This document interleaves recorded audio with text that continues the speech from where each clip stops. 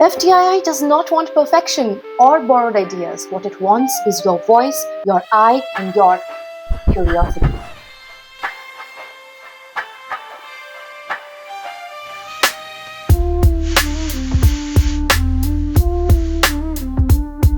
Welcome back to the second part of How to Crack FTII Like a Pro. I am Ishani Mitra, a multidisciplinary artist and actor, and rank 1 in FTII Acting Merit List 2025.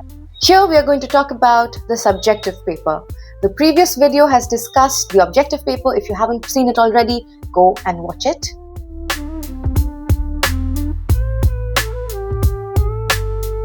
Preparing for the subjective paper JET means one thing: watch movies. A lot of them, but not randomly. Create 2 watch lists. One is the exploration watch list, where you watch movies that intrigue you, move you, and make you question things personally. The second being the classics or the canon watch list, which includes critically acclaimed and classic movies across borders and across eras. The subjective paper wants to know what you notice in films, what moves you, and what is your artistic vocabulary and style. Now let us look at how to structure an answer. In my experience, there are essentially 3 types of questions they ask you in the subjective paper. One is theoretical, where they test your theoretical understanding. It could be on Rasa theory or Stanislavski's system. Second is analytical, analyzing a performance or a film. And the third is reflective, which is personal motivation-based questions. Now, your views matter more than what is correct, because these are subjective. Now, I had taken a course on film studies when I was doing my bachelor's, and I also separately prepared for film theory, criticism, movement analysis, script analysis, editing principles, etc.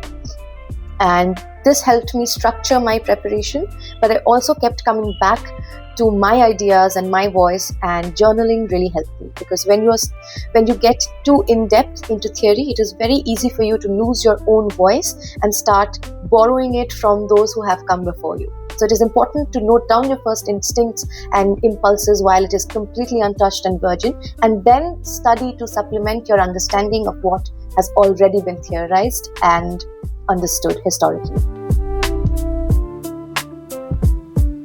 Let's take an example. A performance that moved you and why.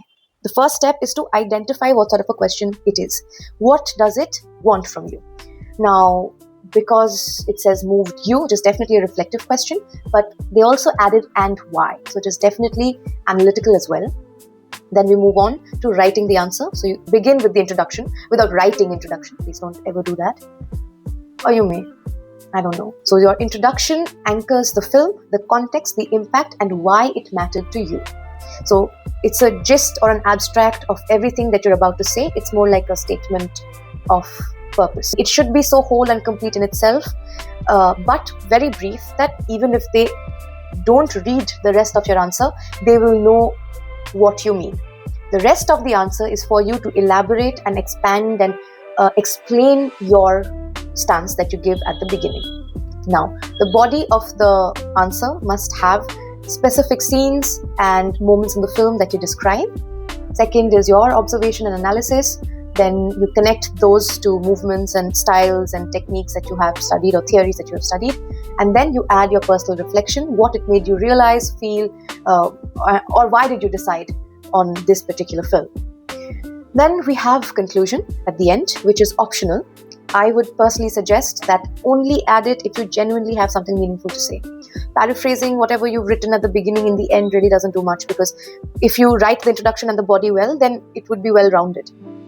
Now, you don't need jargon or fancy vocabulary, technical terms to write your answer.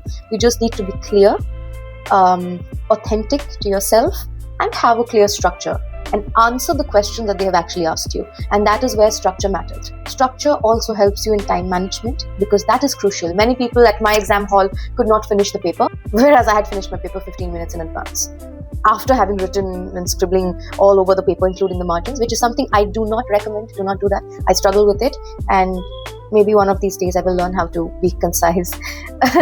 So with this, we come to the end of today's video. I hope it helped. Remember, all of these are guidelines based on my personal experience, and you are welcome to accept or reject whatever that works for you. Comment below if you have any questions or you would want me to make any detailed video on specific topics. See you in the next video.